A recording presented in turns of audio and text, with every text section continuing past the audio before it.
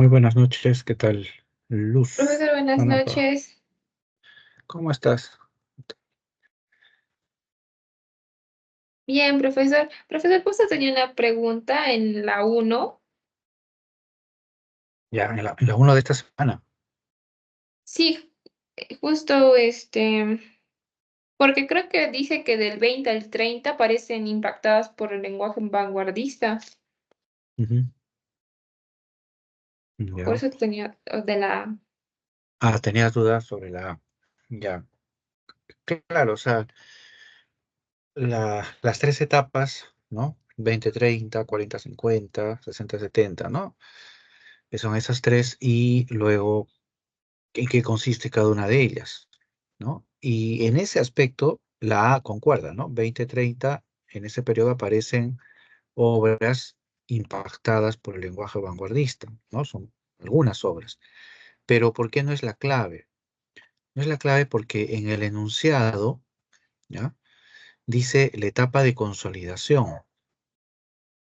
Entonces, recordamos que habían tres etapas, ¿no? La etapa de iniciación, la etapa de consolidación y la etapa de eh, apogeo, ¿no? Entonces, aquí está preguntando por la etapa de consolidación, una etapa que se desarrolla entre la década de los 40 y los 50, ¿no? Los 40 y los 50. Y en esa etapa, ¿no? Se muestran, ¿no? Se muestran los grandes cambios, ¿no? En la narrativa hispanoamericana, ¿no? Entonces dice, expresan las más recientes modalidades narrativas, ¿no? Entonces aquí digamos, el punto clave estaba en esta parte, ¿no? Donde dice etapa de consolidación, ¿no? Que era hacia ahí, hacia donde se dirigía la pregunta. Ah, sí, profesor, no me había dado cuenta. Y profesor, en la 4, no sé si me podría explicar esa pregunta, porque Por he supuesto. A ver, confundido, vamos. creo.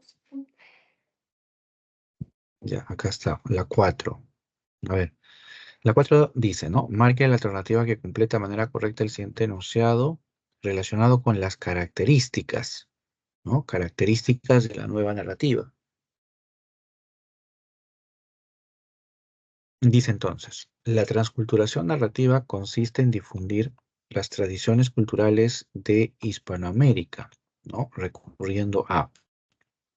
Aquí se nos está preguntando sobre la transculturación narrativa, ¿no?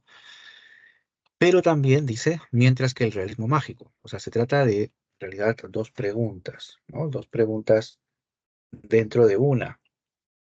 Ya, por un lado, la transculturación y por el otro lado, el realismo mágico. Entonces aquí, sobre todo, hay que recordar los conceptos, ¿no?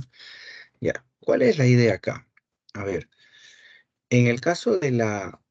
Empecemos por el caso del realismo mágico, ¿ya? En el caso del realismo mágico. Uno de los grandes aportes de esta nueva narrativa es precisamente lo que llamamos realismo mágico o lo real maravilloso. ¿Por qué? La literatura anterior al boom, la literatura anterior a este periodo, ¿ya? A esta nueva narrativa, era o estaba representada por el regionalismo, que era una novela de carácter realista y de temática social y política, ¿no? Y se trata de un realismo muy, muy, digamos, pegado a el siglo XIX, es decir, un realismo objetivo, detallado, minucioso. Ya, ¿por qué te hablo de esto? Lo que pasa es que ese tipo de realismo, ya, la del regionalismo, aborda también el mundo hispanoamericano, ¿ya? Pero lo hace desde un punto de vista occidental, racionalista, de tal manera que ese ámbito de las culturas ancestrales, del pensamiento mítico, que es también parte de nuestra realidad hispanoamericana, el regionalismo lo ve como una creencia, lo ve como una superchería, lo ve como algo secundario, ¿ya? Porque la mirada regionalista es principalmente racionalista, ¿no? Realista. Entonces, aparece la nueva narrativa, ¿no? con Carpentier, con Miguel Ángel Asturias, con García Márquez, y su interés va a ser representar la realidad hispanoamericana, pero no a la manera regionalista, donde lo único que le interesaba era nada más el problema social, lo político, ¿no? Y todo lo que tiene que ver con las creencias para el regionalismo eran eh, creencias vanas, ¿no? Supercherías. Pero para estos nuevos escritores no.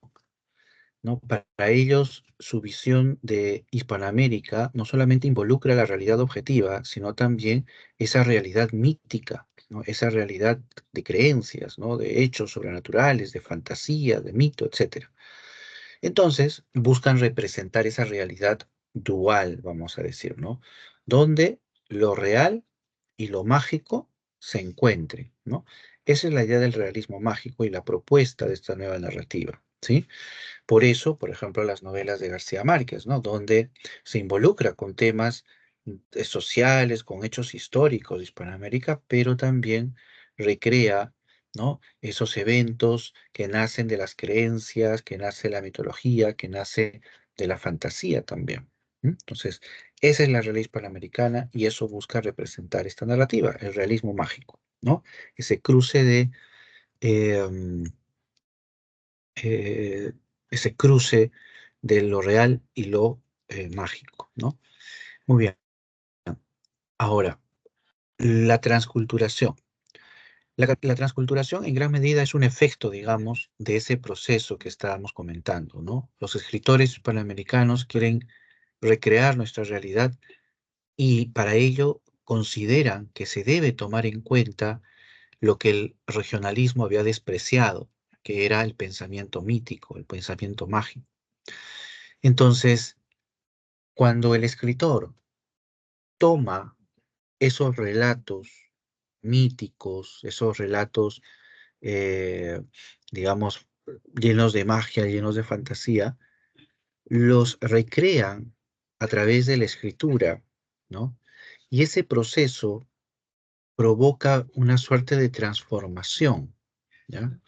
Lo explico con un ejemplo, ¿ya? De una novela que conocemos, que es Los ríos profundos, ¿ya? De José María Arguedas. Si bien Los ríos profundos no pertenece a la nueva narrativa, es un ejemplo claro, muy claro, de lo que es transculturación. ¿Por qué? Porque el interés principal de Arguedas en esa novela es hablar sobre el pensamiento andino, ¿ya? Pero ¿a quién le está hablando Arguedas? No le habla a un lector andino, sino le habla a un lector occidental. Entonces ahí tenemos un problema, porque el autor tiene que hablarle a un lector castellano, racionalista, occidental, tiene que hablarle para que comprenda el pensamiento mítico, la oralidad y las creencias. Entonces, ¿cómo hacerlo comprender? Ahí está el trabajo del escritor que tiene que moldear, transformar, ¿sí? Ese pensamiento mítico en un discurso que pueda ser comprendido por el lector occidental, ¿no? Que ese lector occidental pueda captar la naturaleza y la esencia del pensamiento mítico, del espíritu animista, de ese mundo andino. Entonces, el escritor tiene que realizar una suerte, vamos a emplear esta palabra, una suerte de traducción, para poder representar precisamente de la manera más cercana y vital posible ese pensamiento mítico, ese pensamiento andino. Muy bien, entonces, a ese proceso, a esa intención del escritor de tratar de recrear el pensamiento mítico a través de la escritura y a través del castellano y a través de un pensamiento occidental, a eso se le llama transculturación, ¿sí? Trans es un prefijo que, que nos indica siempre la idea de tránsito, de cambio, de ir hacia un lado a otro, trasladar, transformación, ¿no? Esa es la idea de trans. Y cultural ¿sí? Cultural tiene que ver con los rasgos o cualidades de una cultura. Entonces, la capacidad de transculturación tiene que ver con la manera como elementos culturales de un ámbito, por ejemplo, el pensamiento quechua, es trasladado, traducido a un entendimiento occidental y castellano. Entonces, ese es el trabajo del escritor. Y a ese fenómeno se le llama transculturación, ¿no? Que no es lo mismo que realismo mágico, ¿no? El realismo mágico es una idea de representación de ese mundo, ¿no? Dual de la realidad hispanoamericana, ¿no? Entonces, en el caso de la pregunta 4, ¿no? Se nos pide precisamente identificar esos dos conceptos. Entonces, leemos, dice, la incorporación de lo irracional en la transculturación narrativa. Eh, Podría ser en cierto modo, a ver, vamos a dejarlo ahí, la actitud cosmopolita del autor. Ya, esto no tiene nada que ver porque el cosmopolitismo tiene que ver sobre todo con este espíritu de apertura a la modernidad, a lo universal, ¿no? Y la transculturación no tiene nada que ver con la actitud cosmopolita ni lo universal, ¿no? Sino con lo autóctono, con lo andino, con el pensamiento mítico, etcétera. Eh, Acá, lo mítico, lo mágico y lo onírico, ¿no? Esto sería lo más cercano, sin duda, ¿sí? Que tiene que ver con la transculturación, porque como te decía, la idea de la transculturación es precisamente recrear ese ámbito mágico, ese ámbito mítico a través de la escritura, ¿no? Entonces, esto es lo más cercano. Podría ser, veamos el segundo miembro, dice, difundir las prácticas y costumbres ancestrales, ¿no? Difundir, en el caso de realismo mágico, ¿no? Difundir las prácticas y costumbres ancestrales. Eh, mm, ya, pero el realismo mágico no tiene esa intención de difundir costumbres. No, el realismo mágico es una técnica que busca precisamente crear ese efecto de dualidad en la realidad, donde lo real y lo mágico conviven. Esa es la idea del realismo mágico, es una técnica, no es que solamente se va a centrar en las costumbres ancestrales. Entonces, por este detalle, no sería la clave, ¿no? Vamos con la D. Dice, los aportes de Cortázar y Rulfo, eso en el caso de transculturación, ¿no? Eh, Rulfo, ¿podríamos hablar de Rulfo como ejemplo de transculturación? Pues sí, por supuesto, ¿no? Pero Cortázar, no. En el grupo de escritores de esta nueva narrativa existen muchas vertientes, ¿no? Unas que están obviamente muy preocupadas y centradas en la temática del realismo mágico y otras que no. Y uno de ellos es Cortázar. Cortázar es un escritor más cosmopolita, más europeizado, entonces no tiene nada que ver con transculturación. Entonces, por ese motivo, este no es la clave. La E dice, las nuevas técnicas narrativas. A ver, podría ser esta. La transculturación narrativa consiste en difundir las tradiciones culturales de Hispanoamérica recurriendo a nuevas técnicas narrativas. Claro, esto es lo que justamente estábamos señalando hace un momento, ¿no? ¿Qué es la transculturación? Es hablar de el pensamiento mítico a través de un lenguaje occidental. Y eso no solo significa hablar en castellano, sino también emplear las estructuras y los recursos de la novela moderna, porque la novela moderna es también parte de ese ámbito de lo cultural occidental. Entonces sí, ahí encaja. Y con respecto al realismo mágico, dice, ¿no? Mientras que el realismo mágico busca brindar una imagen más compleja de la realidad, correcto, ¿no? Ese era el propósito del realismo mágico, ¿no? Los escritores, como te contaba, los escritores de esta nueva narrativa quieren captar la realidad auténtica de Hispanoamérica. Y esa realidad está, digamos, envuelta por esas dos grandes dimensiones, el pensamiento occidental y el pensamiento mítico, ¿no? Algo que no contemplaba la narrativa anterior. Y esta, la del realismo mágico, es la que lo va a proponer. Entonces, aquí, ¿no? La clave sería la E.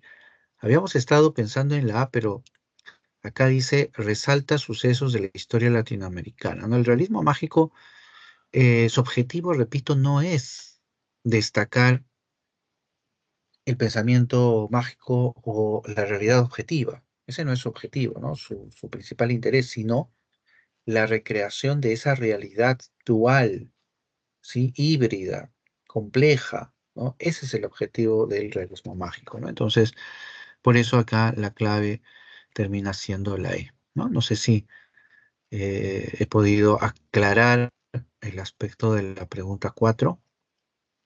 Sí, profesor, gracias. Muy bien. Buenas noches, Angeli. Buenas noches, Alesia. ¿Qué tal? ¿Cómo está?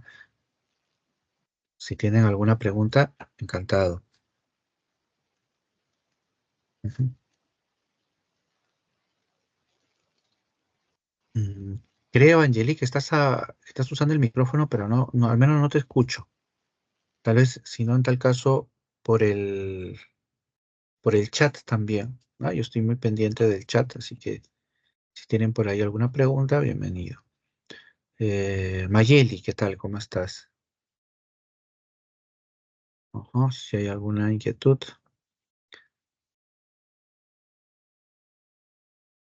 Bien. Ujú. Bueno, justo estábamos comentando algunas preguntas de esta semana, ¿no? Si tienen dudas también sobre semanas anteriores, por supuesto, ¿no? Y habíamos comentado la uno y la 4, ¿no? Ahora vamos a ir a comentar la 2. Si tienen ustedes alguna pregunta, alguna duda, se les ocurre por ahí alguna posible pregunta, simplemente me interrumpen, ¿ah? No hay ningún problema con ello. Ujú. Muy bien. Pregunta número 2 dice. Marque la verdad o falsedad de los siguientes enunciados relacionados con el contexto social en el cual se desarrolla la nueva narrativa hispanoamericana, ¿no? El contexto social, ¿no?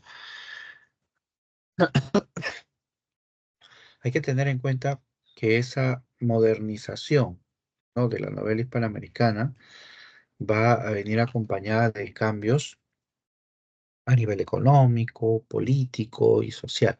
Entonces, de eso versa esta pregunta. A ver, leemos rápidamente. Dice, las sociedades rurales se transforman paulatinamente en sociedades urbanas, ¿no? Eh, mm, sí, este factor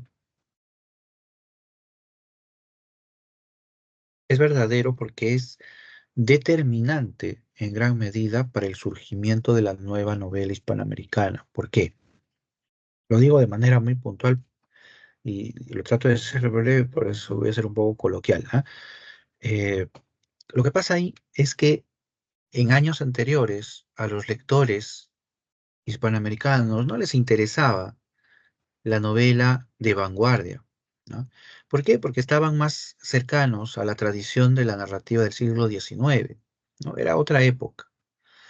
Pero ya a mediados del siglo XX empieza a surgir estas clases medias que se consolidan a partir de un proceso de industrialización intenso en la primera mitad del siglo XX, y estas clases medias se asientan, ¿no?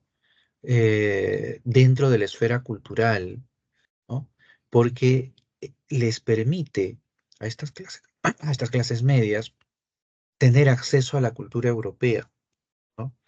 Y entonces ellos sí conocen esa narrativa de vanguardia, ¿sí? Que se desarrollaba en Europa.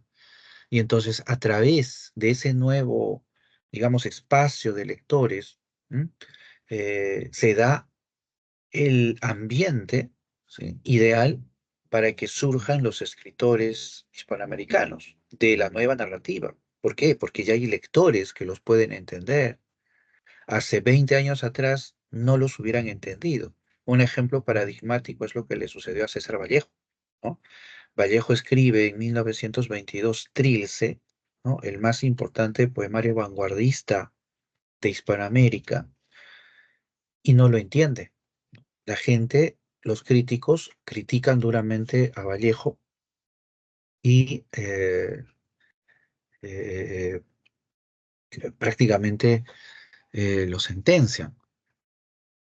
¿Y eso por qué? Porque el espacio de lectores de ese periodo no estaba familiarizado con los recursos vanguardistas, ¿no? Entonces, este factor que tiene que ver con la aparición de una sociedad rural, instruida y sobre todo afín a la cultura europea, ¿m? Es lo que va a permitir el florecimiento de nuestra nueva narrativa.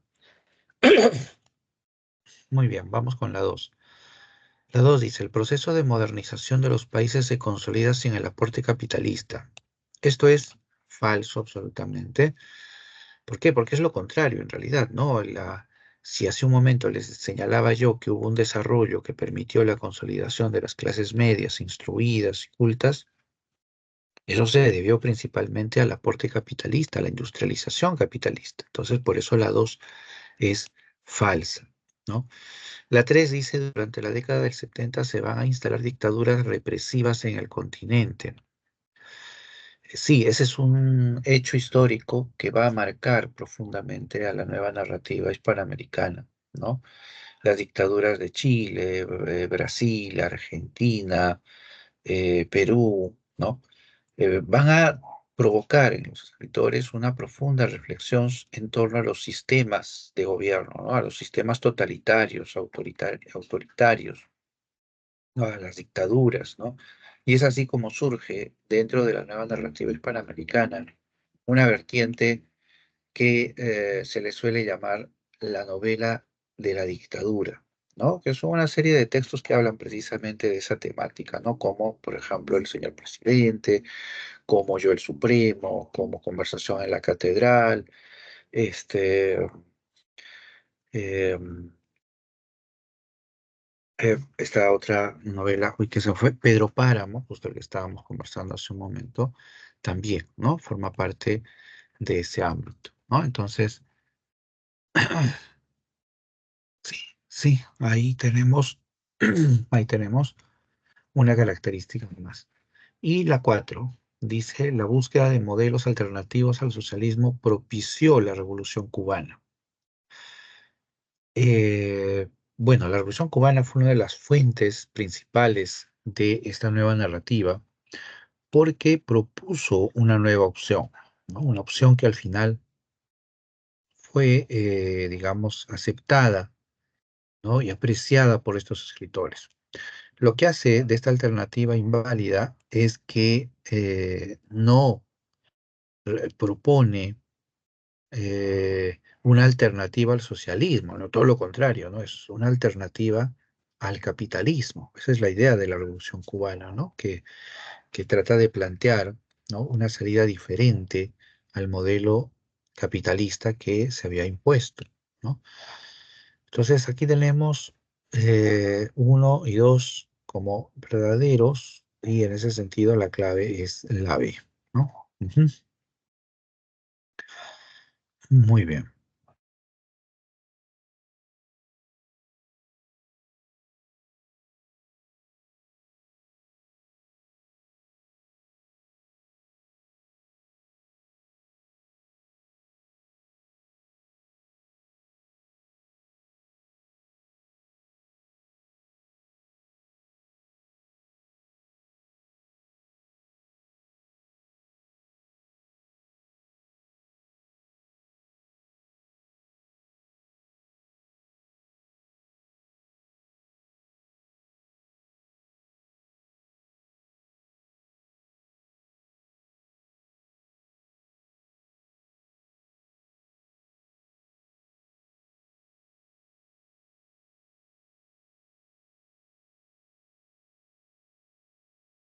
muy bien. Vamos con la pregunta número 3. Un 3 dice, ¿no? ¿Qué características de la nueva narrativa hispanoamericana se aprecia en el siguiente fragmento de la novela Rayuela de Julio Cortázar?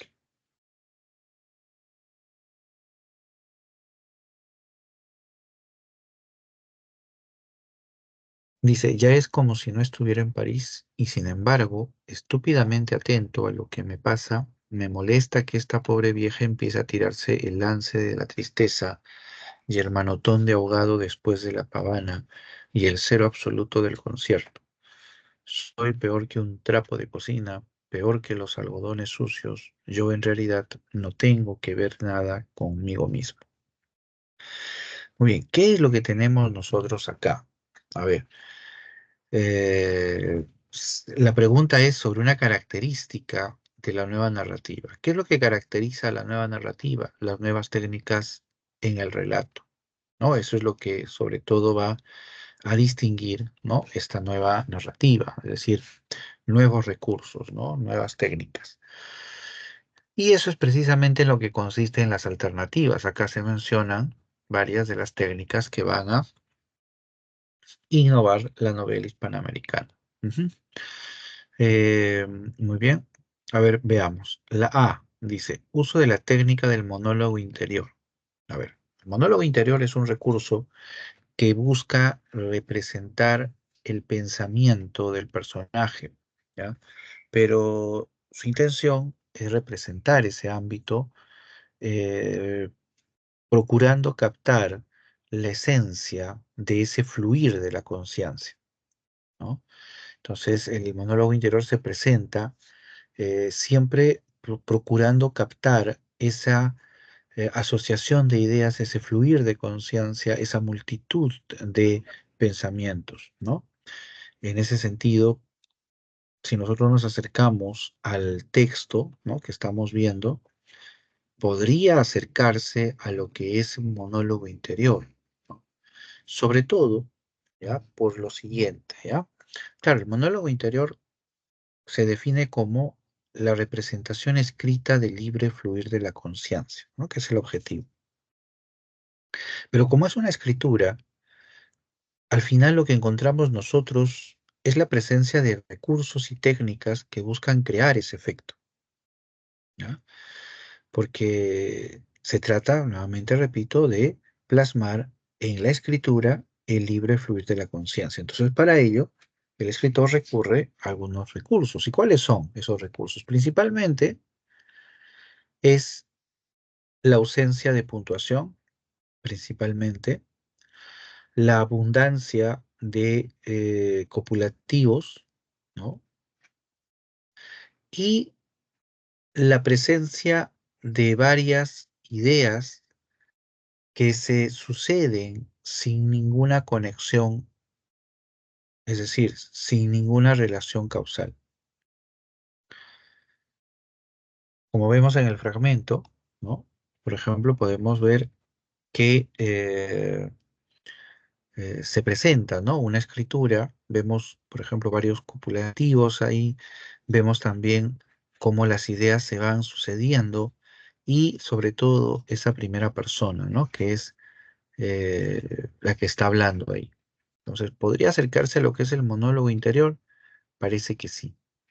Veamos la B. A ver, dice, alternancia de diversos puntos de vista. Bueno, eso no hay en ese fragmento. Solamente habla un yo y ese yo es el único. Así que no puede ser la B porque no hay otro punto de vista, no hay otra mirada, no hay otra voz. ¿Mm? C. Ruptura de la cronología en la narración. Ujú. No, no se observa que hay ahí alguna alteración.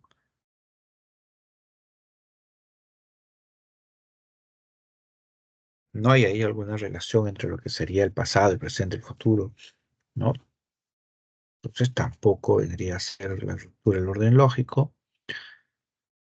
Eh, a ver, acá vamos a borrar. Esto no era así. Ahí está. Ujú. Este no es. Ya. De participación del narrador omnisciente. El narrador omnisciente es un narrador que es una voz que está fuera del relato, es decir, que no participa del relato, que no es personaje, en otras palabras, ¿ya? Se trata simplemente de una voz, eh, digamos, no, no.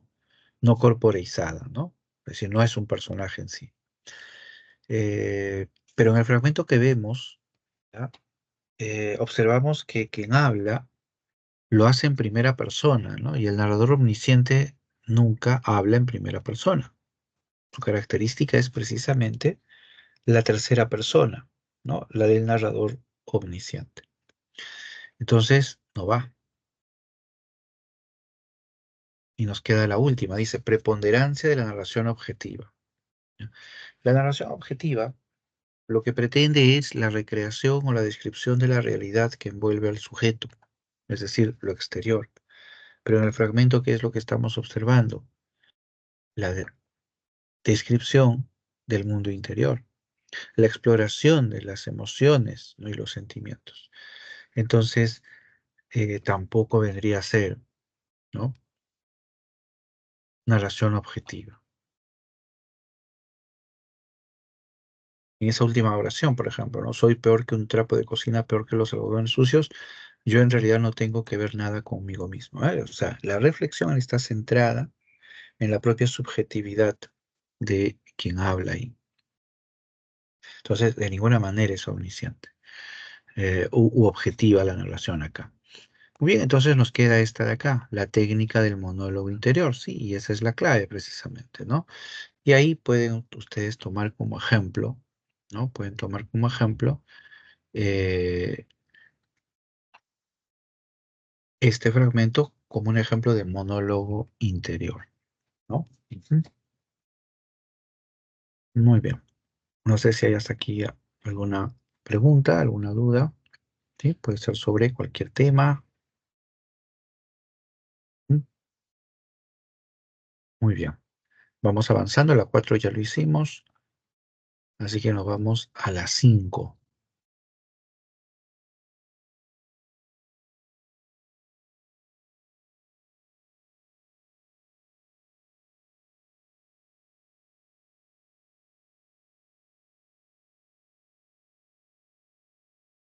Buenas noches, Salomé. ¿Cómo estás? Estábamos conversando aquí sobre las preguntas de la semana presente, ¿no? De la presente semana. Pero si tienes alguna otra duda, bienvenida.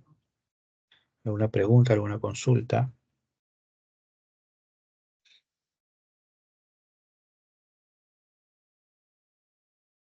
También recuerden que pueden escribir sus dudas a través del chat, ¿no?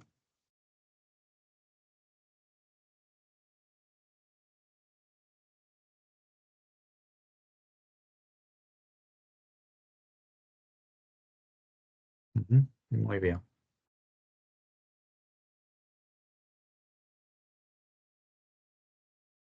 Muy bien. Nos vamos con la pregunta 5 entonces. Ujú.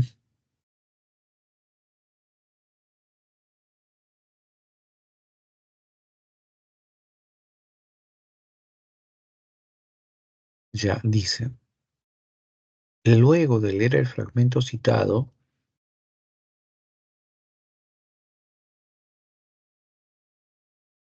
¿no? El fragmento anterior, perteneciente al cuento Examen de la obra de Herbert Quinn, de Jorge Luis Borges, se puede afirmar que su narrativa se caracteriza por, es decir, la pregunta nos está pidiendo identificar una característica presente, ¿no? En el fragmento que se ha citado, ¿no? Muy bien. Entonces hay que leer el fragmento, obviamente, ¿no? Ujú. Dice, ¿no?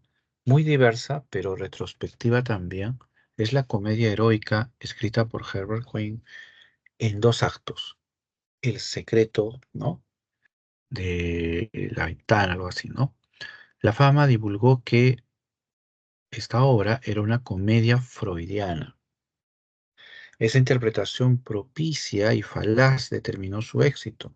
Desgraciadamente, Jack Quinn había cumplido los 40 años, estaba aclimatado en el fracaso y no se resignaba con dulzura a un cambio de régimen. Resolvió desquitarse. A fines de 1939 publicó eh, Estamentos, ¿no? ¿Acaso el más original de sus libros? Sin duda, al menos el menos alabado y el más secreto, ¿no? Muy bien. ¿Qué característica es la que vemos acá en la narrativa de Borges? Sí, vamos a ir viendo las alternativas y recordando algunas características de Borges para contrastar.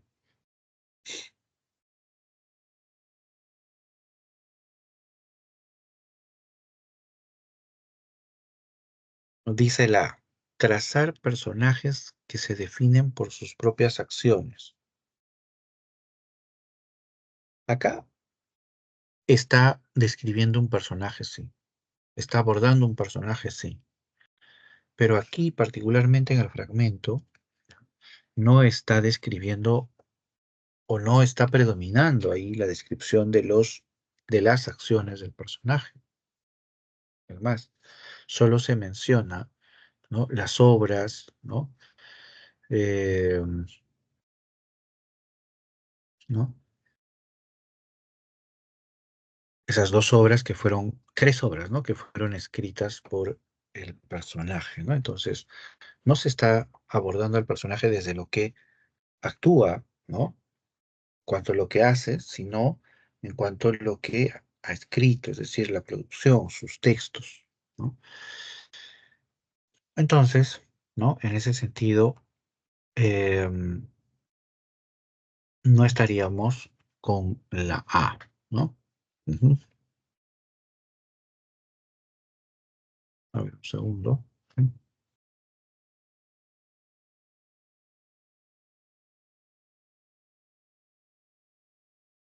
Ujú.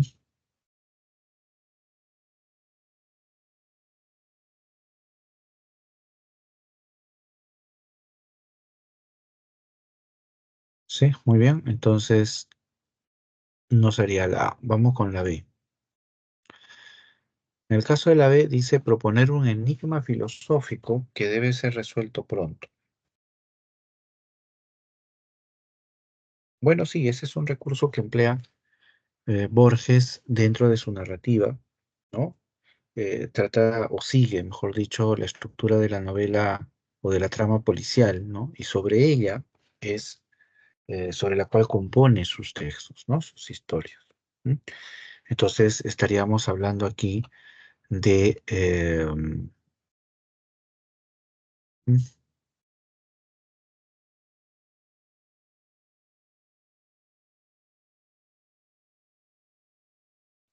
un recurso importante en Borges, ¿no? Un enigma filosófico.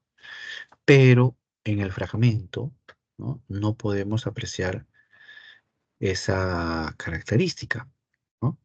Porque solamente se está hablando de los libros, ¿no? Solamente está hablando de los libros, entonces no podemos afirmar, ¿no?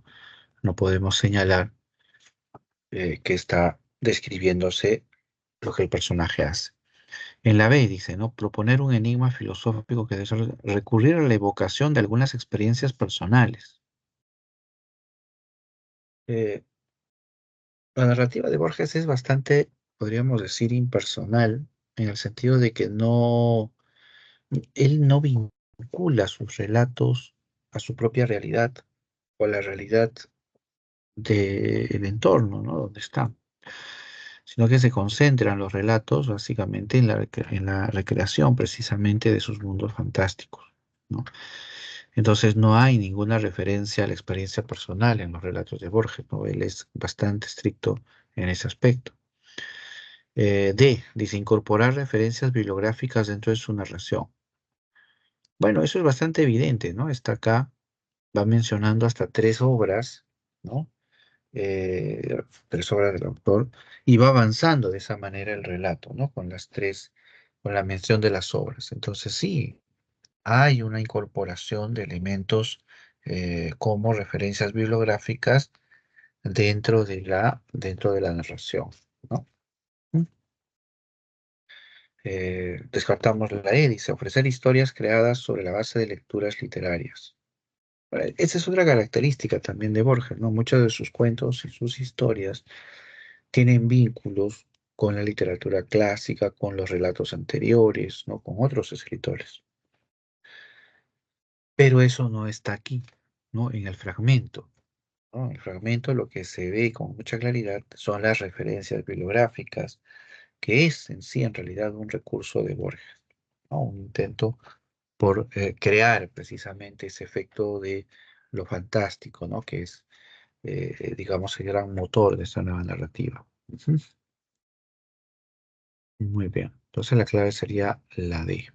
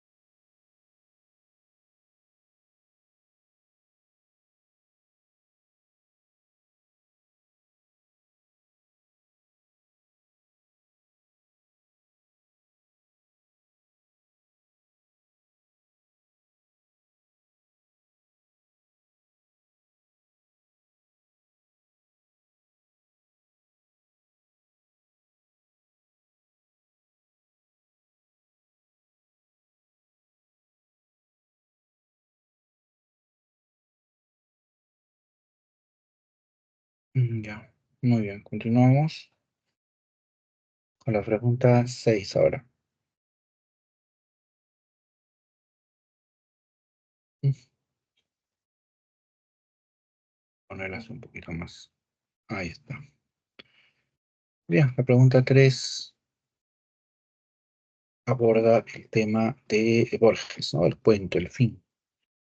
Dice el relato perteneciente al libro Ficciones de Jorge Luis Borges, ¿no? ¿Qué tema? Acá nos plantea el tema. Ya no es una característica, sino un tema de su cuentística se ha desarrollado.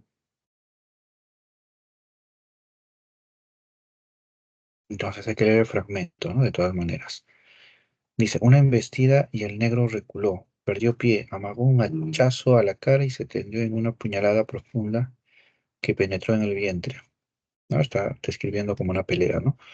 Después vino otra que el pulpero no alcanzó a precisar y Fierro no se levantó. Inmóvil, el negro parecía vigilar su agonía laboriosa. Limpió el facón ensangrentado en el pasto y volvió a las casas con lentitud, sin mirar para atrás. Eh, Aquí nos está describiendo, parece un ambiente rural, nos describe una pelea y un sujeto, ¿no? Habla también por ahí de eh, una puñalada, ¿no? Habla de un cuchillo. ¿No? Porque acá el cuchillo, no hay que olvidar, es uno de los símbolos, ¿no? Con los que suele presentarse los relatos de Borges. A ver, dice el caos, es decir, la distorsión del orden establecido debido a la muerte, ¿no? El caos. Bueno, en el caso de este fragmento no podemos apreciar que se esté hablando del caos y el orden, ¿no? Un ejemplo, podríamos mencionar el cuento La Lotería de Babel, ¿no? La Lotería de Babilonia, perdón, donde precisamente el relato se centra en la manera como el azar dirige al final los acontecimientos de las personas, ¿no? Pero acá no, acá solamente se está describiendo un conflicto. Entonces no va. B, dice, la referencia al cuchillo, instrumentos considerados símbolo de violencia. Bueno, aquí está el puñal, ¿no? El cuchillo, ¿no? Y está en medio de una pelea, ¿no? Entonces hay una referencia a la violencia. Podría ser la B, vamos a dejarla ahí. Volvemos con la C, dice la presencia del doble, entendido, ¿no? Como una metáfora de ahí está, una metáfora de la identidad, ¿no? Ahí está. Ujú. Pero no hay esa referencia al doble, a la identidad, no contiene esos elementos el fragmento, entonces no va.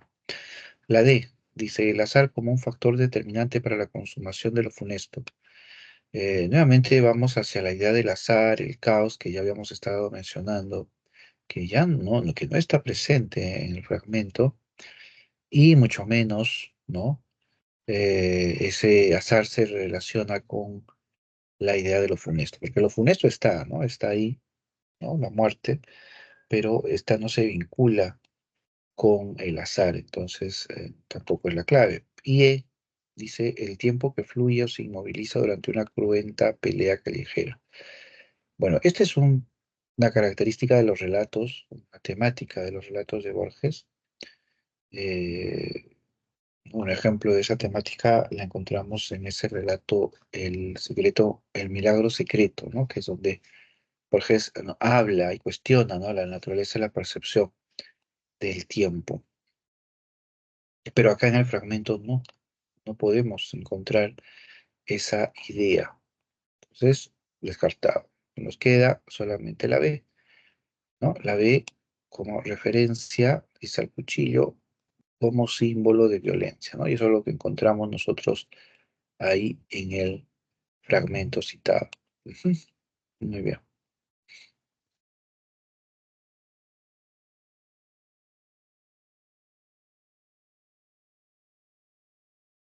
La B.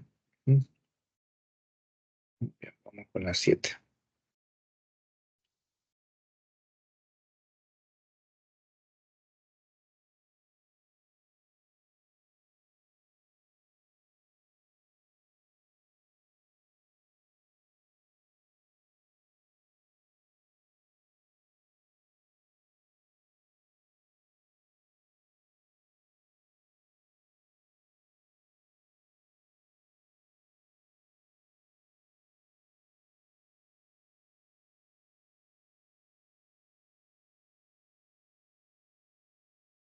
Muy bien, vamos con la 7.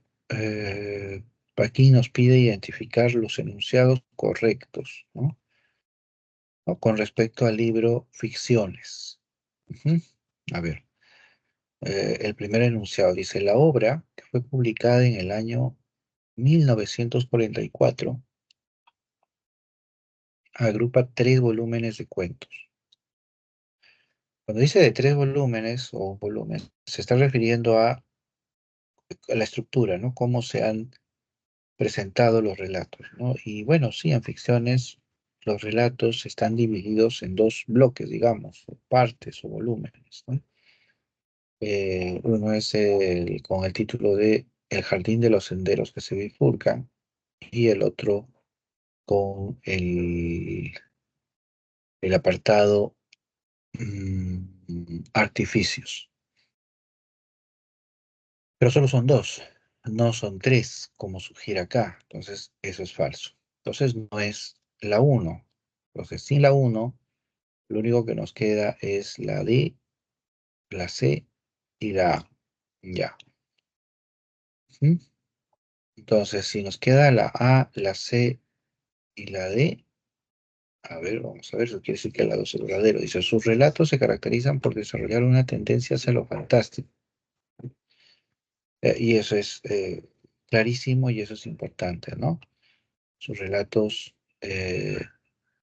tienen esa naturaleza fantástica y es uno de los principales aportes de Jorge Luis Borges a la narrativa hispanoamericana, ¿no? Ujú. Entonces, sí, esta de aquí es verdadera, es correcta. Dice, en ficciones,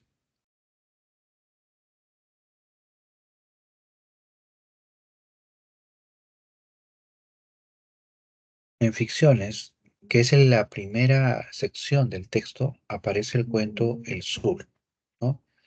Ya, ahí, en primer lugar, el libro se titula Ficciones, no una de sus partes. El libro se divide en 2 partes. La primera se titula, ya lo dijimos, El jardín de los senderos que se bifurcan, y la segunda parte se titula Artificio. Entonces, ya por ahí, la alternativa 3 resulta falsa, ¿no? Porque ficciones, repito, no es una sección del texto, sino es el texto en sí.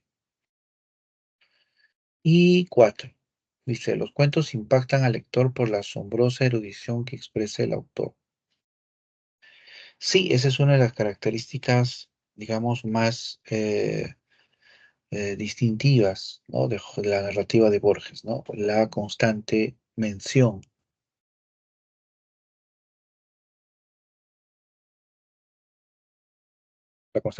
a fuentes, a autores, a obras, que inclusive, ¿no? Hay que destacar ahí, eh, Borges llega a inventarse, ¿no? Autores y obras, ¿no? Es las referencias apócrifas de Borges, ¿no? Las referencias bibliográficas apócrifas. Eh, sí, ese es un recurso de Borges y es uno de los distintivos precisamente del autor, ¿no? Eh, ¿Por qué? ¿O por qué Borges recurre a crear, a inventarse obras, a hablar sobre autores y textos que nunca existieron?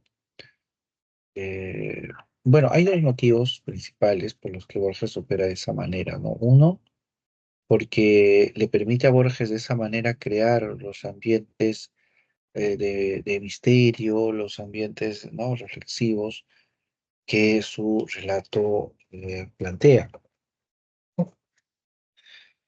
Entonces lo hace a través de esas referencias apócrifas, ¿no? Va creando ese espacio, ese ambiente de misterio.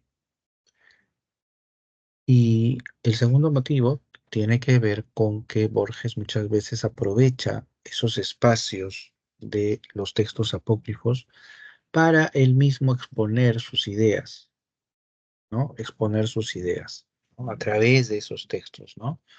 Entonces es también un recurso de Borges en ese sentido, ¿no? Y termina siendo una característica importante, ¿no? De la narrativa de Borges. Y así es como tenemos la 2 y la 4 como claves, y eso vendría a ser la A, ¿no? Vendría a ser la A. Ujú. Muy bien, vamos a la 8, ahí creo. La 8. A ver, vamos a un segundo.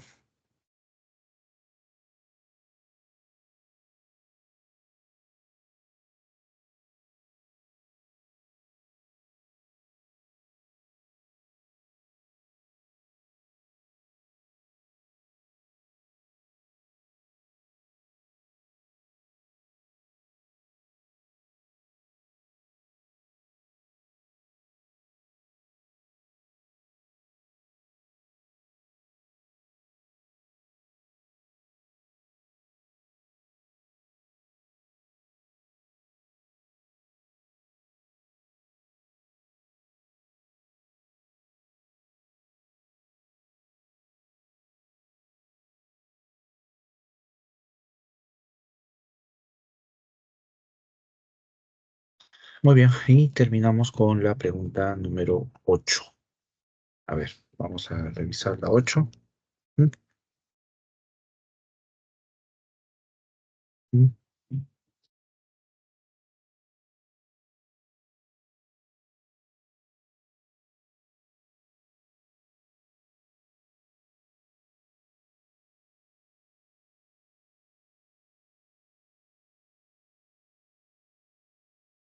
Bien. Dice, de acuerdo con el epílogo de las ruinas circulares, relato que forma parte del libro Ficciones de Jorge Luis Borges, se puede afirmar que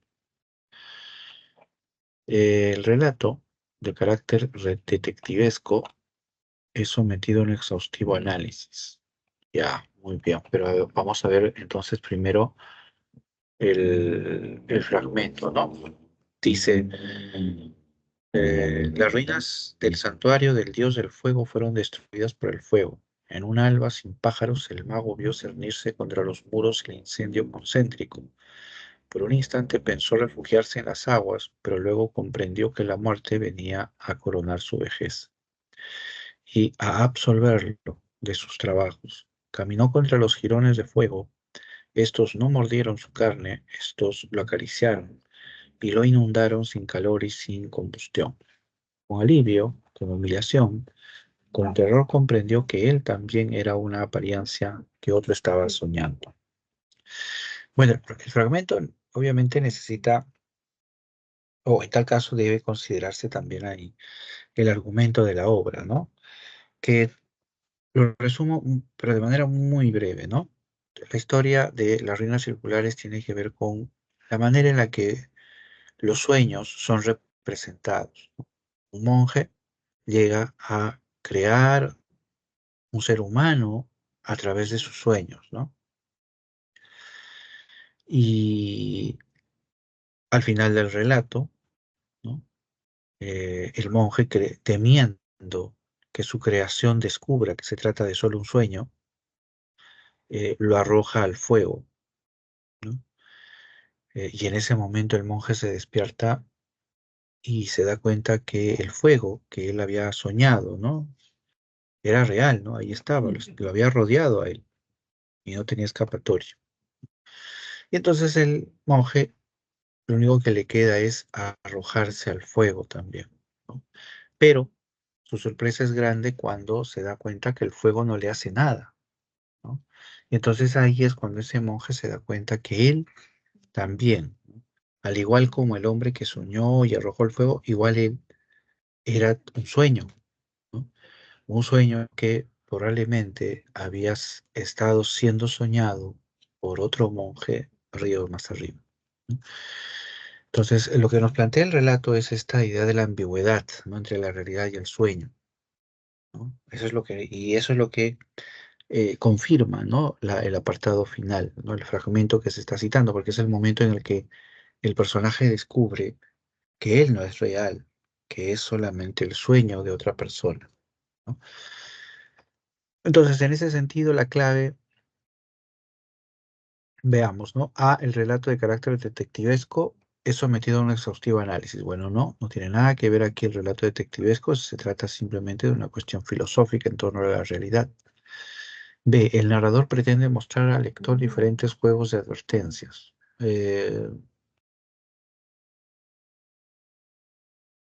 No hay referencias precisamente a este tipo de juegos de advertencias, como dice, ¿no?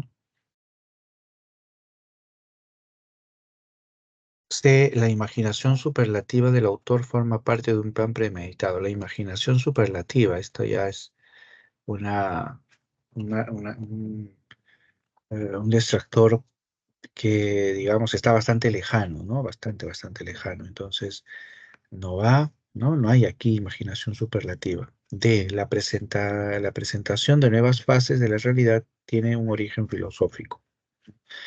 Nuevas fases de la realidad. Bueno, en realidad el relato está planteando la contraposición entre la realidad y el sueño, ¿no? No de nuevas fases de la realidad, ¿no? Entonces no va. Y nos queda la I, ¿no? Donde dice la ambigüedad entre realidad y ficción propicia un desenlace sorpresivo, ¿no? La ambigüedad entre realidad y ficción propicia un desenlace sorpresivo. Y eso es lo que sucede, ¿no? El monje descubre que él no era real, sino era meramente un sueño. Y ese es el desenlace sorpresivo que nos presenta el relato, ¿no? Entonces, por ese motivo, la clave es la E, ¿no? Así como se señala. Ujú. Muy bien, hemos terminado de revisar las 8 preguntas de esta semana. ¿Qué tal, María? María Núñez, ¿cómo estás? Estábamos terminando de revisar así el cuadernillo de esta semana. No sé si tienes alguna pregunta, alguna duda sobre el desarrollo. De igual Buenas noches, manera, profesor. buenas noches. Ujú. Yo recién he entrado, pero yo solo tenía Sí, una duda sobre la pregunta 5. 5, ya, no hay problema. Volvemos a las 5. ¿Cuál era tu duda? A No, ver, o sea, no entiendo a qué se refiere a referencias bibliográficas. O sea, ¿por qué ya, la clave es la D? ya. A ver, vamos a ponerlo acá. Primero, recordemos, ¿no? ¿Qué son referencias bibliográficas? ¿No? Referir quiere decir aludir, mencionar, ¿no? Citar. Y bibliográfica se refiere a los libros, es decir, se trata de un recurso mediante el cual nosotros mencionamos o citamos libros, ¿no? Que acompañan nuestro texto, ¿no? A eso se refiere a las referencias bibliográficas, ¿no? La mención de libros, ¿no? De autores, etcétera, porque uno los está citando y demás. Muy bien. Esa característica que ustedes sin duda conocen es una característica de Borges. Es decir, en los cuentos de Borges abundan las referencias bibliográficas. Es decir, abunda la mención, el comentario sobre otros libros, ¿no? Y eso es lo que vemos nosotros acá en el fragmento, ¿no? Cuando habla de, por ejemplo, de este personaje Herbert Queen, ¿no? Nos está comentando, por ejemplo, aquí está una de sus novelas, ¿no? Y luego nos presenta, no, por aquí nos menciona otra, ¿no? Otro de sus escritos, ¿no? Entonces, está refiriendo o está mencionando otras obras.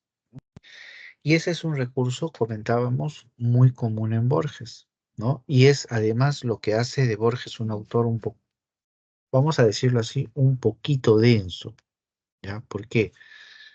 Porque Borges de pronto te cita pues a Aristóteles junto a Descartes, ¿no? En una sola línea o en dos líneas y te comenta, ¿no?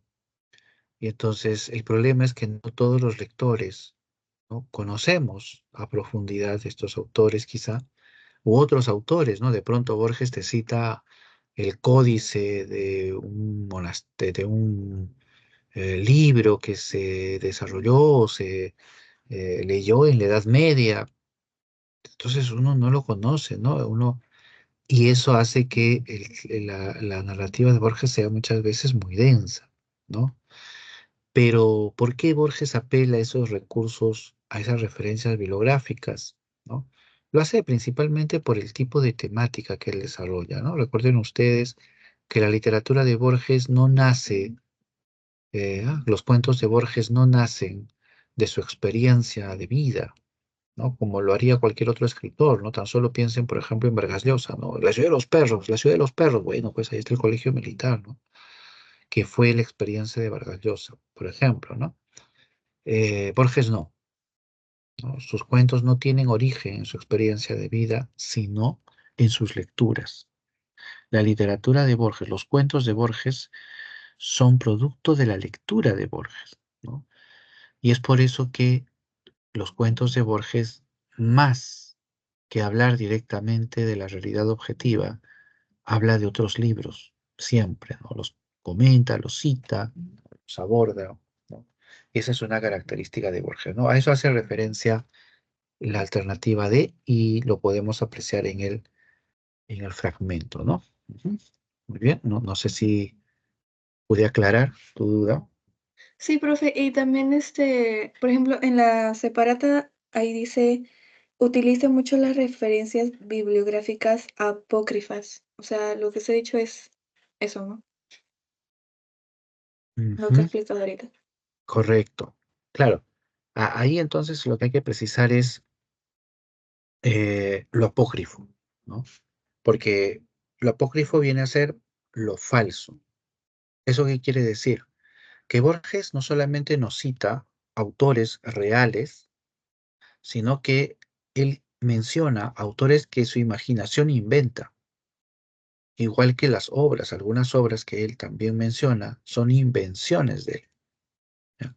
Entonces, de pronto tenemos en una página que nos habla pues de Aristóteles, Descartes, y luego nos habla del monje budista que compuso un relato oral, etcétera. Nunca existió, ¿no? Ni el relato. Y esa es otra característica de Borges, ¿no? Las referencias apócrifas, ¿no? La bibliografía apócrifa, ¿no? Que es bastante común en el mundo de Borges. Y claro, para entender esta característica, obviamente hay que explicar por qué, ¿no? O sea, por qué Borges hace eso, ¿no? Y hay que tener en cuenta dos motivos principales, ¿no? Uno, porque a través de la invención de esos autores apócrifos, de esas obras apócrifas, Borges contribuye con el ambiente de misterio, con el ambiente de fantasía que es propicio y que es distintivo de su cuento, de su narrativa, ¿no? ¿No? Porque de pronto te cita el códice de la Edad Media, que fue en primer lugar escrito en árabe y luego traducido, etcétera. Entonces Borges te va creando inclusive toda una historia en torno a esta obra que se inventa, pero eso va contribuyendo al ambiente policial, al ambiente misterioso, fantástico de la obra. Entonces, ese es un motivo de por qué Borges le gusta mucho de la bibliografía apócrifa. Y el otro motivo es porque muchas veces Borges emplea una obra que se ha inventado para precisamente explicar sus propias teorías, ¿no? Explicar sus propias ideas, ¿no? Ujú. Muy bien. Sí, Gracias, no sé si es profesor. correcto. Gracias, María. Gracias, a Angeli también. Ahí, gracias. Muy bien. Buenos días. Veo que entra Héctor, Alicia también. No sé si hay por ahí también algunas preguntas. Habíamos estado revisando el cuadernillo de esta semana, pero recuerden, si hay alguna duda, podemos ver también otros cuadernillos, otros temas. Ujú. Ahí está.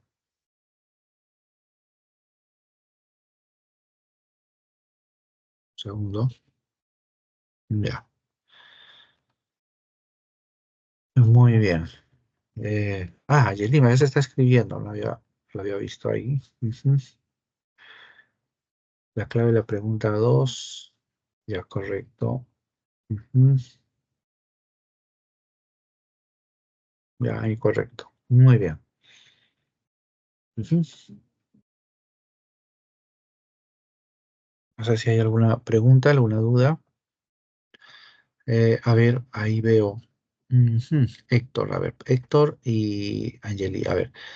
Dice, bueno, empecemos con Héctor. Dice, profesor, ¿a qué se refiere el periodo legendario en el romanticismo?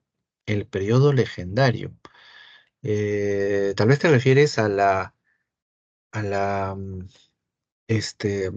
atracción por lo legendario, ¿no? Es decir, por la leyenda, ¿no? Eh, en el caso del romanticismo, ya. La idea parte de la actitud anticlasicista, antirracionalista, anticientificista del romanticismo. ¿Cómo es esto, profe? A ver, el romántico, ¿ya? Va a descartar todo lo que el racionalismo nos entrega. Y entre ello, ¿qué nos entrega? Pues la ciencia. Y en ese ámbito que nos entrega, pues la historia, ¿ya? El romanticismo desconfía de esa versión o de esa vertiente o de ese discurso, ¿no? Porque es producto del racionalismo. Entonces el romántico, ¿no?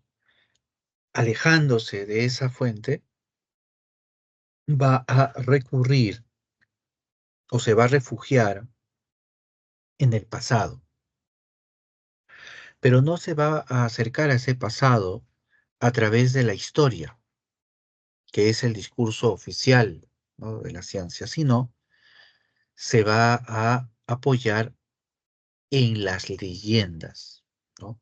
¿Qué es una leyenda? La leyenda es un relato popular de carácter histórico, ¿ya? Pero que contiene elementos ficcionales, ¿ya? O sea, no es un relato objetivo, no es un relato detallado, minucioso, como el de la historia, ¿no? Y cuando digo historia me estoy refiriendo a la disciplina, ¿no? Sino que se trata de la leyenda de un producto, de una narración generada por las creencias populares, ¿no? Por diversas tradiciones, ¿no? Y que se transmite de manera oral. Entonces, el romántico va a inclinarse por ese medio para explorar el pasado, ¿no? Entonces, por eso en el romántico hay esa atracción por lo legendario, ¿no? Esa inclinación por lo legendario, ¿no? Porque es una forma, repito, de acercarse, ¿no? A ese ámbito del pasado, al cual también el romántico sentía gran atracción, ¿no? Porque ahí el romántico proyectaba, ¿no? También sus ideales, ¿no? En ese espacio del pasado. Ujú. Muy bien. No sé si respondí y aclaré ahí tu duda, Héctor. Ujú. A ver. Ujú.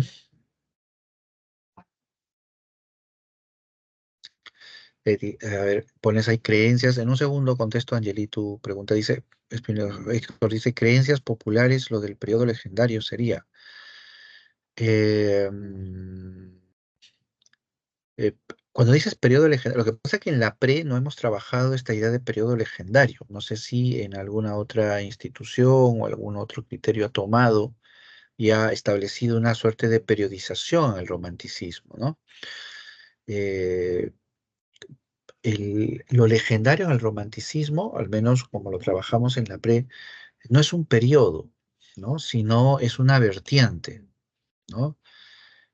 Vino en el examen, el periodo legendario. Pues no sé si tendrás la pregunta por ahí a la mano, tal vez una fotito, porque no tengo el examen, me vas a disculpar. Eh, sí, no tengo el examen. eh, para ver la pregunta, ¿no? En qué sentido está hablando de periodo legendario? Porque el romanticismo, porque el romanticismo es complejísimo, ¿no? Y es vasto, y sus diversas vertientes se diversifican, ¿no? En el estilo, en los temas de los autores. O sea, hablar de periodo es un poco complicado, ¿no? En el caso del romanticismo, no sé. En tal caso habría que ver la pregunta, por eso te pido que ojalá la tengas y la puedas compartir. A ver, de todos modos voy a buscarla. Voy a buscarla ahorita. A ver, mientras tanto, eh, la pregunta de Angeli. Una consulta. En la pregunta 6, ¿cuál es la clave? Ah, ya. Pregunta 6 de esta semana, ¿verdad? Aquí habíamos estado explicando la clave de la pregunta 6 es la B, ¿no? El tema del cuchillo, que es una característica de Borges, ¿no? Ah, perdón, no estaba compartiendo. A ver, te voy a compartir.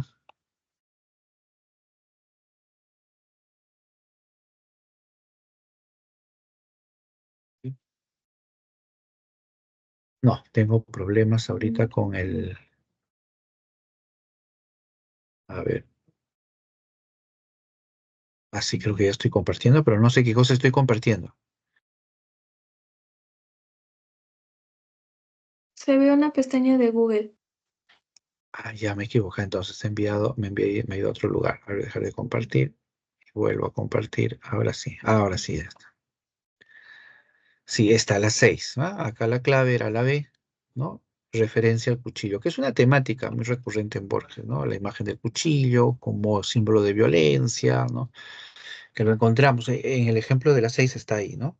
El cuchillo con el que se apuñala a la persona, ¿no? Ajá. Muy bien, a ver, en el chat Héctor nos ha compartido la pregunta, es la pregunta 50.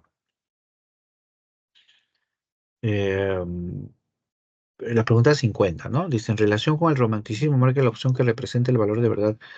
Ya, dice, predomina la subjetividad de los personajes y el culto al yo, eso es verdadero. Defiende la libertad creadora y la idealización de la naturaleza, y eso es verdadero. Acá, ¿no? Rechaza el pasado legendario, ¿eh?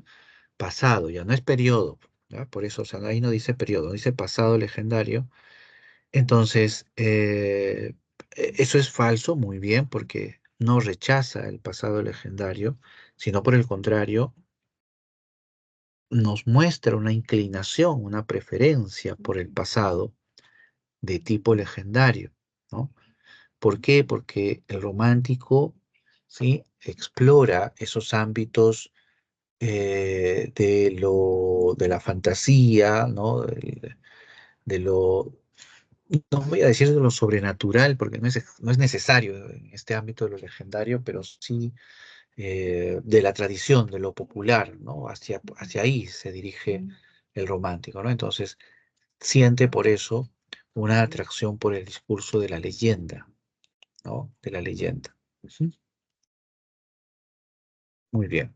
No sé si ahí aclarado el caso, Héctor,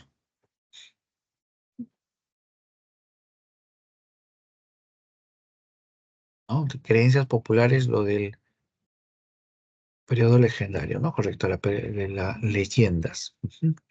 Muy bien, ujú, muy bien. No sé si hay alguna otra pregunta. Melody. Alesia escribe por el chat, dice, profe, buenas noches, dice, ¿podría decir en qué se diferencia el vanguardismo al clasicismo, por favor?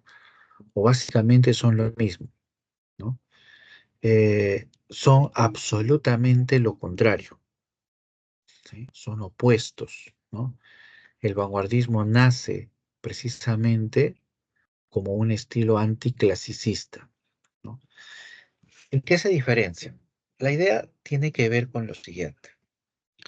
Lo clásico, lo tradicional, tiene que ver con las formas establecidas, ¿no? Neoclasicismo. Bueno, hablemos de neoclasicismo o clasicismo, ¿ya? Si hablamos del vanguardismo, son lo mismo, ¿ya?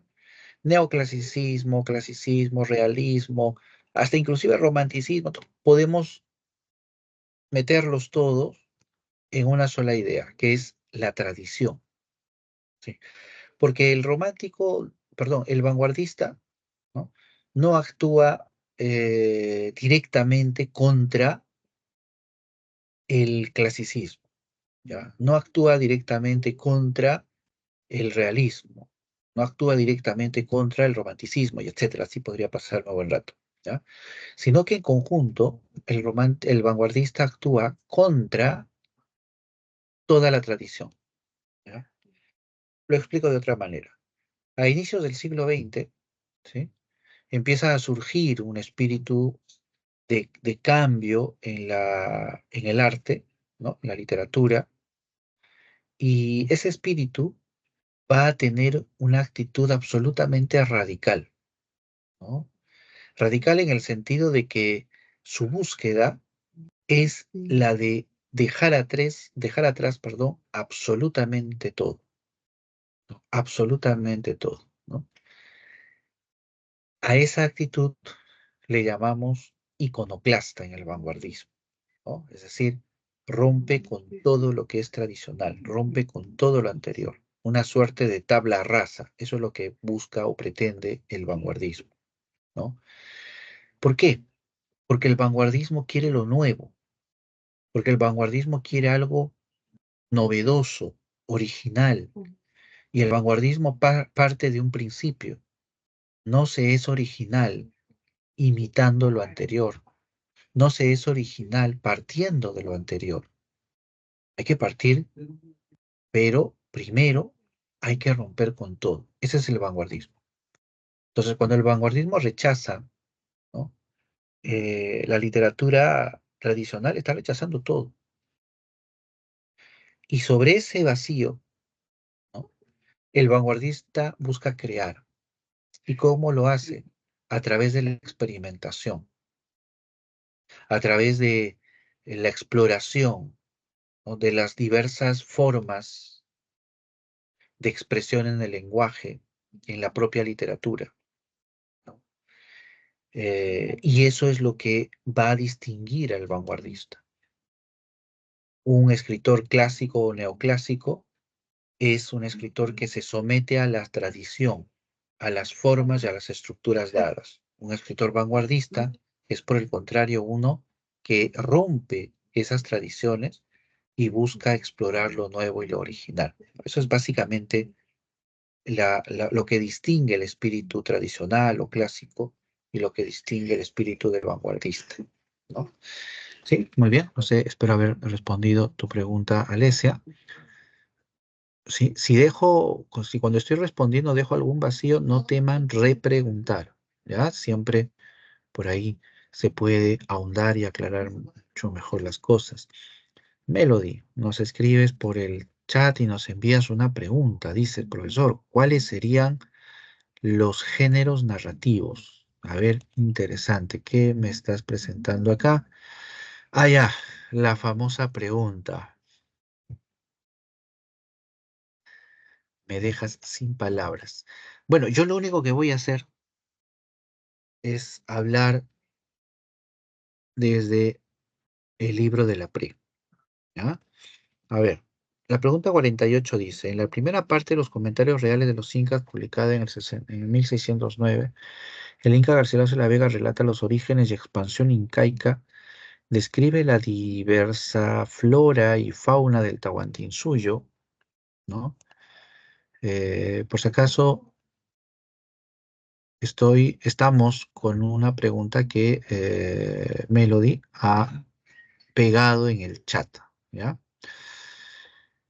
Entonces dice, ¿no? Continúo. Describe diversa flora y fauna del Tahuantinsuyo, presenta como protagonistas centrales a la nobleza incaica del Cusco. Esta obra, que forma parte de la literatura e historia peruana, ¿a qué género narrativo pertenece?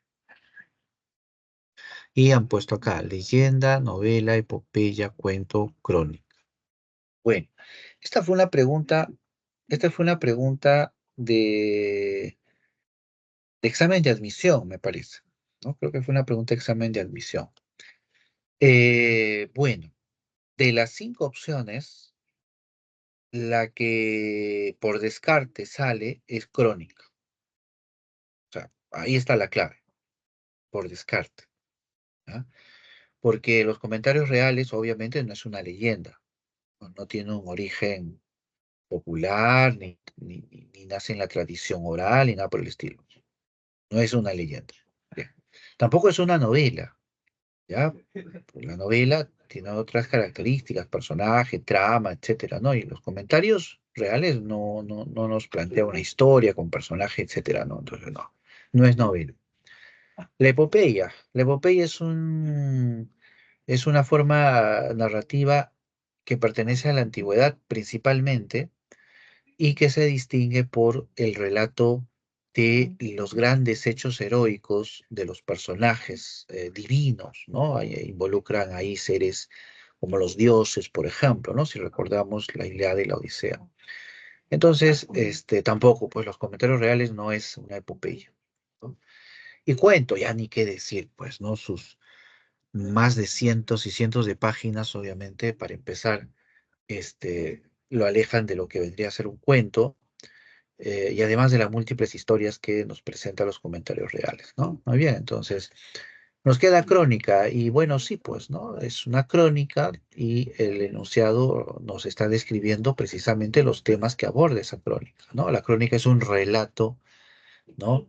Eh, sobre la descripción de una realidad, ¿no? Entonces, muy bien, la crónica, esa es la respuesta, ¿no?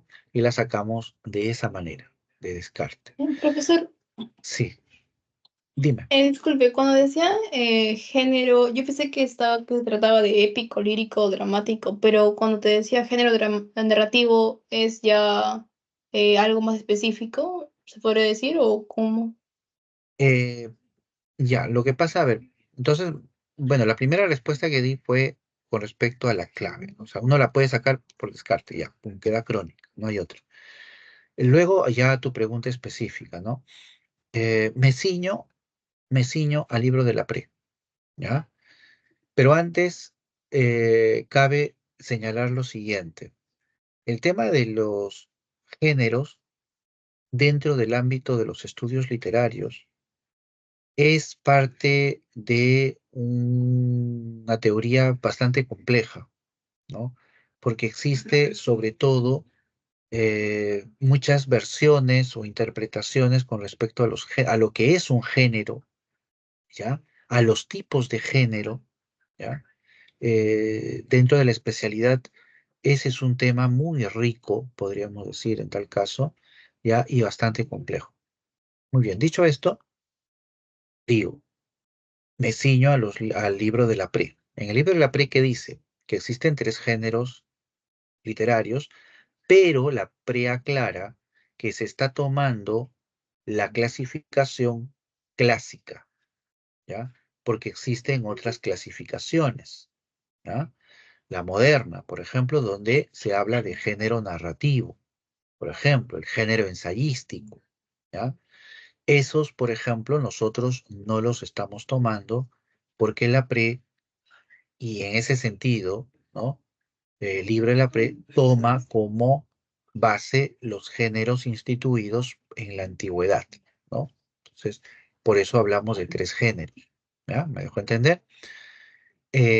Segundo, dentro de esa clasificación de tres géneros, el libro de la PRE habla de especies, ¿no? Dentro del género narrativo, perdón, dentro del género épico, habla de la especie epopeya, habla de la especie novela, habla de la especie crónica, ¿no? Y entonces, ¿no? Entonces, podemos nosotros, digamos, diferenciar ahí, ¿no? En el libro de la PRE, entre esas especies como el cuento, la leyenda, la novela y lo que es el género, ¿no? Que vendría a ser el conjunto. Eso es lo que propone el libro de la PRE. Muy bien.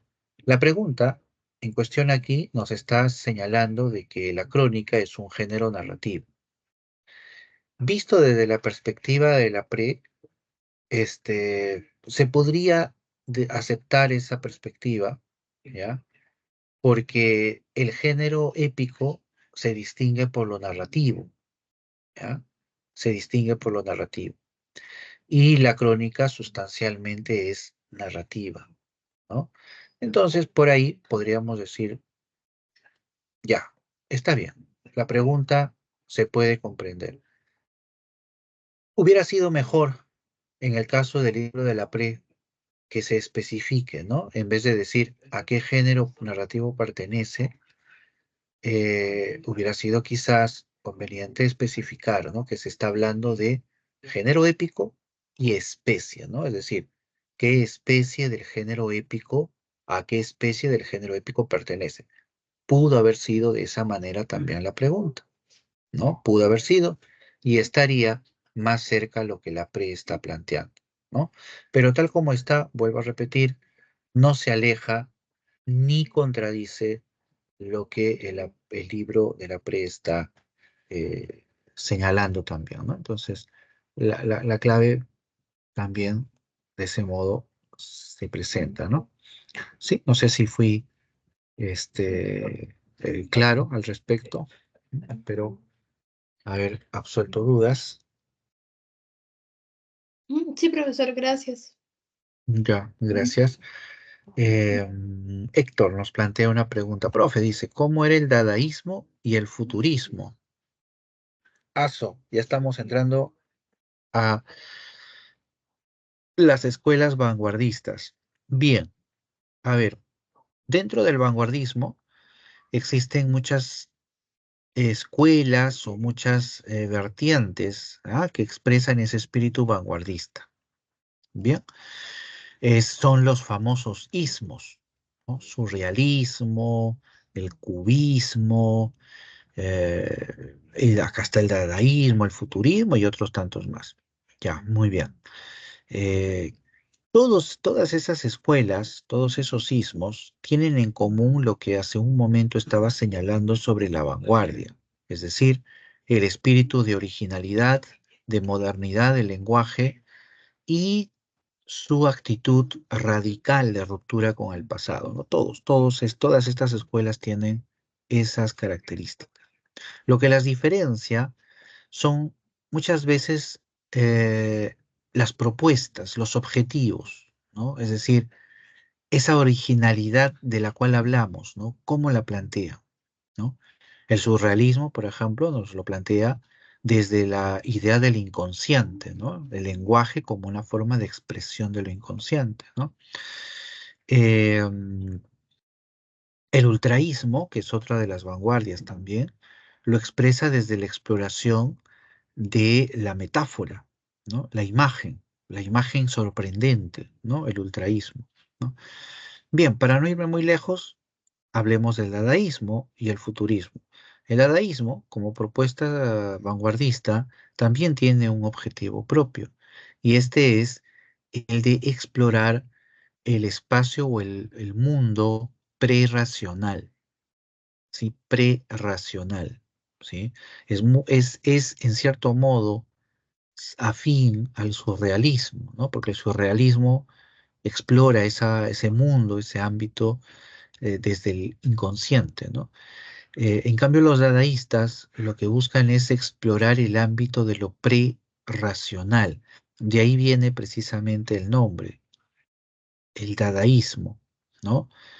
Eh, referencia precisamente a la idea de el habla infantil, ¿no? Es decir, lo prerracional, ¿no? A eso va. No es el inconsciente, sino lo prerracional.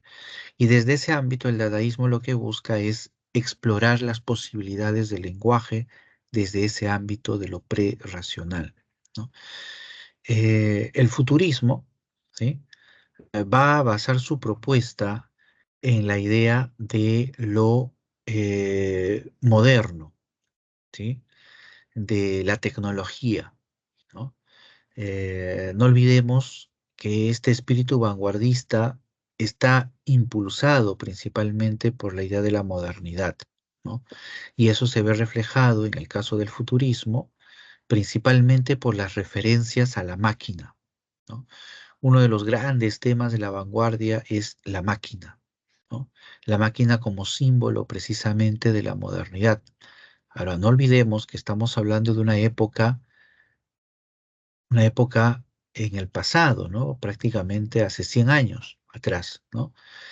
Hace 100 años, ¿no? El mundo de la modernidad y la tecnología estaba representada principalmente por la máquina, el motor, ¿no?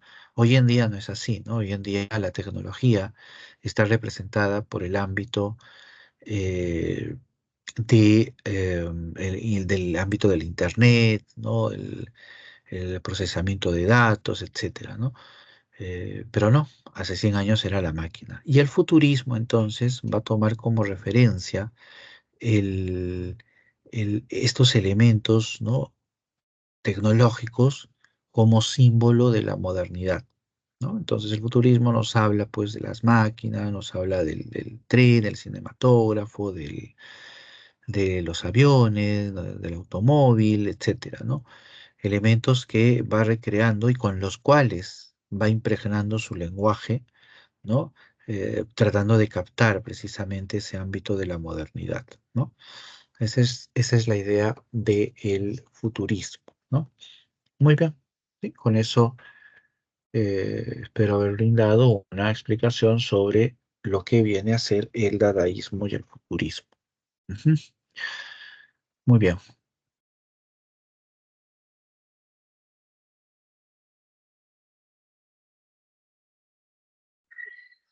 Buenas noches, profesor. Buenas noches, Andrea. ¿Qué tal? ¿Cómo estás? Bien, profesor. Estaba resolviendo una pregunta y hay un término que dice si a la novela de Cien años de soledad de Gabriel García Márquez se le puede catalogar como novela total. ¿Novela total se refiere a que es una novela o tiene alguna otra connotación? Te explico. La novela total es un concepto que actualizó, digamos, Vargas Llosa para referirse a lo siguiente. Eh, Se trata de referirse a una novela que trata de representar la realidad, ¿sí? En todos sus ámbitos y con toda la complejidad que ésta pueda mostrar, ¿ya? Por ejemplo, hablemos de una novela como la de Werther, ¿ya? Tan solo para poner un ejemplo que no es novela total para poderla entender, ¿ya? En Werther, ¿qué encontramos? Encontramos una novela donde se nos describe a nosotros básicamente el conflicto amoroso de este personaje. Y toda la novela se centra en ese conflicto, ¿no? Sentimental, amoroso, tiene que ver también quizá un poco por ahí el problema existencial, pero la novela se concentra solo en ese ámbito. Pero si vemos nosotros, por ejemplo, Cien años de soledad, ¿no? Encontramos una novela en la cual se describe una realidad representada por Macondo, en el cual intervienen una serie de conflictos que va desde lo sentimental, lo amoroso, lo político, lo social, lo económico, lo histórico, lo religioso. Es decir, toda la novela nos presenta un retrato variado de todas las dimensiones que presenta la realidad. De tal manera entonces que novelas como Cien años de soledad vienen a ser una suerte de microuniverso, ¿no? Una suerte de representación total de una realidad, ¿no? A eso es a lo que se refiere Vargas Llosa cuando dice que Cien años de soledad es una novela total, ¿no? Eh, y es, en el caso de Vargas Llosa, una de sus aspiraciones, ¿no? Es decir, la escritura de una novela total, ¿no? En el caso de Vargas Llosa, una novela de ese estirpe sería La guerra del fin del mundo o Conversación en la catedral, ¿no? Novelas donde el autor describe el conflicto desde todos los ángulos, ¿no? Social, económico, político, histórico, psicológico, familiar, individual, sentimental, marital, etcétera, etcétera, etcétera, ¿no? Nos brinda de esa manera una multiplicidad de dimensiones de esa realidad. ¿Sí? Me dejo entender? Sí, profesor, gracias. Ujú, muy bien, gracias a ti. Ujú, muy bien. No sé si tienes alguna otra pregunta. Muy bien. Entonces terminamos con esa última pregunta. Sí, muchas gracias. Ujú, nos retiramos.